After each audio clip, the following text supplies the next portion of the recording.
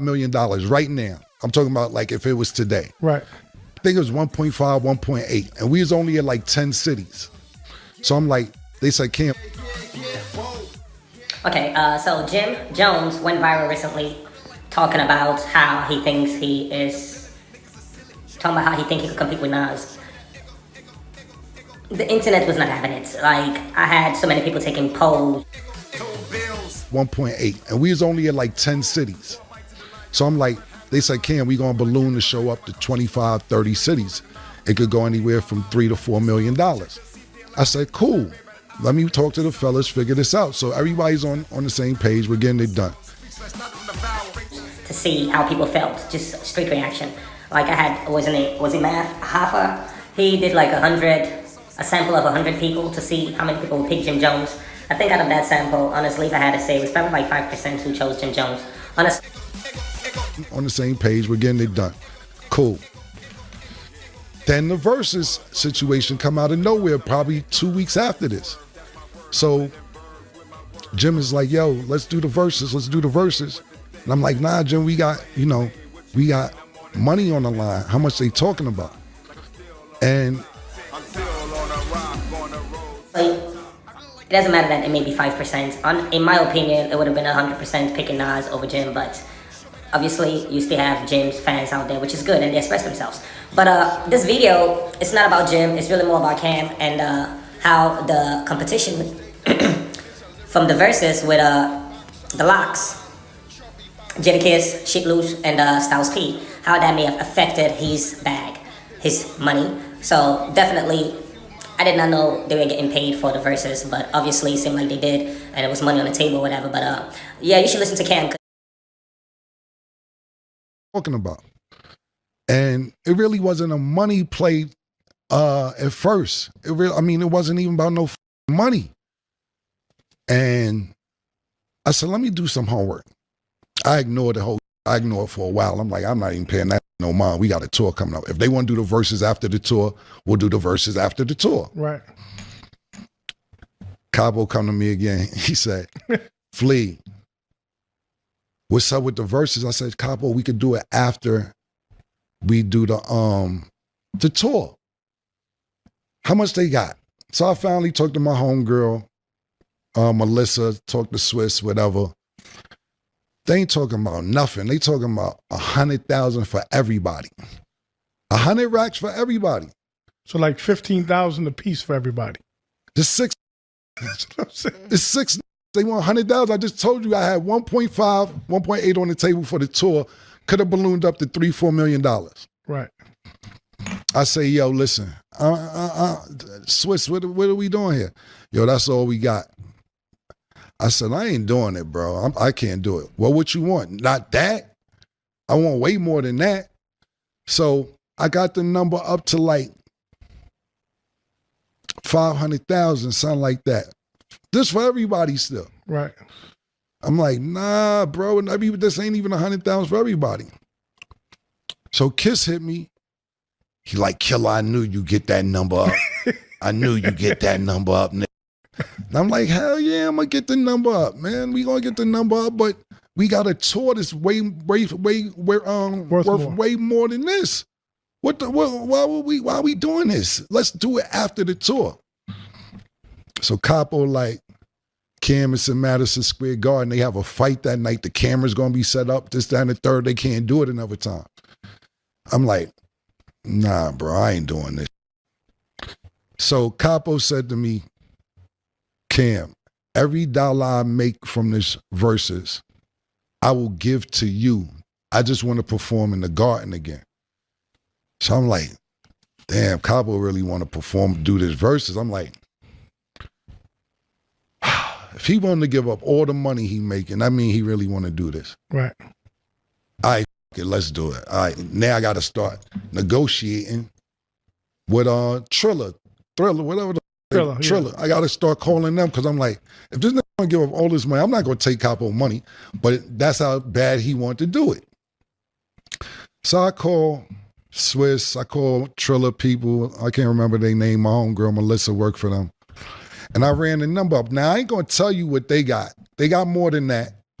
I worked it out so more than that. So I'm like, now I got to start working out for me because we got a tour on the table and now they got to wait. Now the people that's doing the tour, they don't want to do us to do the verses because they feel like if people see us do the verses, the tour ain't going to sell no tickets because they already seen all the songs. Right. So I felt them. So I said, all right, cool. Everybody was happy with what they got. I said, I'm not happy because the tour's not happening. I need 25% of the door. He said, all right, bet. I said, I need an additional 25% for putting this whole shit together because I wasn't going to do it. If my brother ain't say he was willing to give me all his money, I would have just had me and him would have just argued. But I said, this is how passionate he was to want to do it. I negotiated stock in Triller. I said, I need some of the stock money that's in Triller. You had an Al Heyman deal. Yeah, I mean, I ain't finished telling you. I said, I need some of the stock that's in Triller too. I need part of the company. They said, all right, Killer, now you wilding. I said, I'm not wilding. Matter of fact, I need 6 beats from Swiss and 6 beats from Timberland too. They said, all right, what else you want? I said, let me think. I ain't finished thinking. Let me think of what else I want. Everything I asked for, they just kept giving it to me. So I ended up getting stock in Triller, 25% of the door, another 20% for putting the deal together, the beats from Swiss, the beats from Timberland, which I didn't never use them yet because I wasn't really on a music thing the last couple of years just for fun. And the back end, if they sold out, I said some of the back end, pause. So that's why I ended up doing the deal because I didn't even want to do the. And then when we got there that night, it was just pandemonium. You know, what a lot of people don't realize is this. The Lox was considered underdogs to me, which they shouldn't have been. They had music, and I think that because Dipset is so flamboyant and we got great music, we got anthems, and when we go into stadiums or clubs, people sing along, I think that people were underestimating the music that the Lox had, the features they've done over the years, the work that they put in. And I remember us all in the studio talking about Dipset. And, you know, we like listening to Lox songs. And I just see everybody, not just Dipset, because it's other in the studio. Shout out to my man Shula. There's a few. And then this was like, damn, I forgot about that. Oh, I forgot they had that one. I'm just sitting there like, this is what you wanted, right? Let's do it. But we still was prepared. We was ready. But what happened is New York, to me, my personal opinion, with us, but not with us. And when I say that is that we've been rocking for such a long time, is that it ain't necessarily that with Dipset, they got to deal with it because we workaholics. We going to keep putting music out. We going to keep being in your face. We going to keep styling on you. We going to keep making music, not just music being fly, talking, etc. And the Lox really has some good music, and they ain't come to play no games. Now, that was the first verses that went the way it went. Usually verses go, you do a song, they do a song. We do a song, they do a song. They just took advantage of opportunity, started ringing off songs back to back to back. Start talking crazy. Joel said, y'all ain't got no for the boots. That nigga, shout to DJ Technician. That nigga wanted the Mariah Carey. I said, oh, this ain't going right. Then when Jadakiss threw the Biggie on, I said, nope, this ain't going right. This is not right. Now, mind you, we losing bad the whole night from the beginning. So I had a freestyle ready that I was going to do towards the end of the night. But we was down so bad when I was about to do it, the crowd didn't even want to hear it and started booing. I was like, this is just stuff. Everything went left that night. Yeah. But those is like my nuts. So I didn't really mind losing it like that. I could listen, you guys, because I called it right afterwards, like, yo, good win, man. We gonna get the tour going. This, that, and the third. Y'all deserve that one. That's dope. What happens the next day? The tour people call. We're gonna have to cancel this tour. What happened? Why did the tour cancel? Because it was a part of the show where Styles sat on my beach chair and we got into a little, a brotherly brotherly little tussle. You know, that wasn't nothing. I went and seen Styles the next day, gave him a hug. That's my brother. But the tour people was like, that didn't look safe. And I'm like, nah, that's my man. It wasn't even like that. They're like, no. And then there was mention of gang-related activity while you guys were on stage. So Chicago dropped out, Milwaukee dropped out, and St. Louis dropped out because it was, you know, people mentioning stuff about gangs on stage. And we're going to have to reconsider the whole tour. So now think about this. I made sure got 6 digits or whatever, everybody. But could have got high 6 digits because not just 4 million from the tour, possibly merch, after parties, everything else that comes with a tour would have made $1 million a piece, minimum, everybody. Yeah. For that, and it didn't happen. Now Jadakiss probably went on his own tour by himself and racked the fuck up, and it's well deserved because, like I said, those are my brothers, and I feel that they don't get the recognition that they're supposed to get. So right. That's how the whole Versus situation went. I didn't want to do it. We had money. Not saying I wouldn't have did it after the tour. Did it before the tour money up, and got shorties. That's my opinion on it. But shout out to the Lock. Shout out to my brothers on the set. We put on a great performance that night, even though we was on the losing end of it. But it was dope for New York City.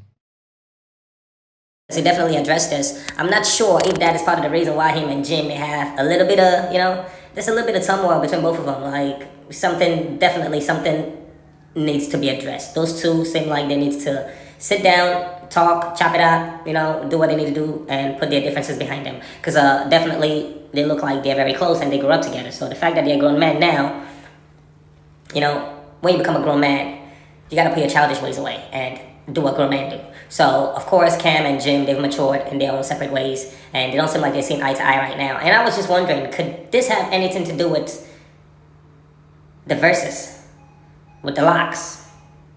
Listen to Cam address the situation of what really happened.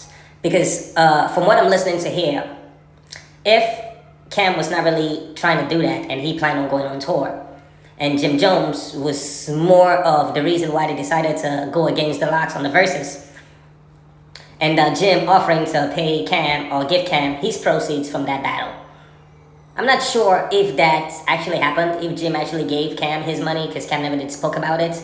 But still, that would have been weird if Jim performed just as alongside Camron, and at the end of the day have to give Cam his proceeds just because he said he will. People say things, they say things, like, I would give you this, I would give you that. Hey, dude, I would give you whatever you want. They may just say that just to motivate you to do what they're asking you to do. But their intention to really give you what you're asking for, that may not be the case. I'm not sure if that is what is going on with this in this scenario with Jim Jones and Camron. Because just because he offered to give Cam what he was going to earn from that Versus battle, if Cam actually came to collect, I'm sure Jim Jones would have felt some kind of way. But Cam never did address if he came to collect or not. So I'm not sure if that could be the reason why they may have whatever it is that they may have between them. But I hope they could brush it off and put that behind them. But listen to Cam address this situation. I found it interesting because with Jim trending right now, this is definitely good to know, especially within the world of hip hop. Anyhow, though, it seems like China's been rolling out their robotics. And honestly, China's humanoid robots are rolling out to the public, and oh boy, they're looking creepy as hell. This looks like great technology, but at the same time, it just gives you creepy vibes. What I mean creepy vibes, have you watched any of those movies when it seemed like the robots eventually gained consciousness and then started making decisions on their own? This just seemed like the start and how those movies started, like they start very innocently, and eventually, as time goes on, the AI or the robotics becomes even smarter, and trying to override the humans. So basically, whatever program they were programmed to do, now they're overriding what the human beings have programmed them to do. So it's just something to be watchful for. I'm sure everyone who has money in China right now are trying to adopt this. It's kind of like having a new iPhone. The latest iPhone that came out, everybody wants to be, not left out. They want to be the first to get it. in this kind of situation, honestly, I wouldn't want to be the first to get one of these. I would let you be the first and watch you come back and tell me how you are enjoying it or how you hate your purchase. Then I will probably make my decision from watching you. Anyhow, though, robotics, I feel like there are areas where they would come in handy. But if you just need it because you need somebody to carry your groceries behind you because you're too lazy to pull them up yourself, I don't know if that's what I'm going to be getting that for. Like if I do decide to obtain one of this kind of technology, would it be because I need somebody to carry my groceries for me? I'm sure people have different reasons why they get what they get. But still, I would be on the reserve and watch everybody else try out their new technology and see how they're enjoying it. And based on that, I'll be making my decision. Anyhow, though, let me know what you think about this video. I just think it's interesting. And one more thing that has been that just kind of caught my eyes recently. You know, I was really proud of Akon when he announced building that, you know, Wakanda type vibe in Africa, in Senegal. You know, when he was going to build the Akon city, where they were going to use the Acoin, some form of Bitcoin, you know, as a form of currency or whatever.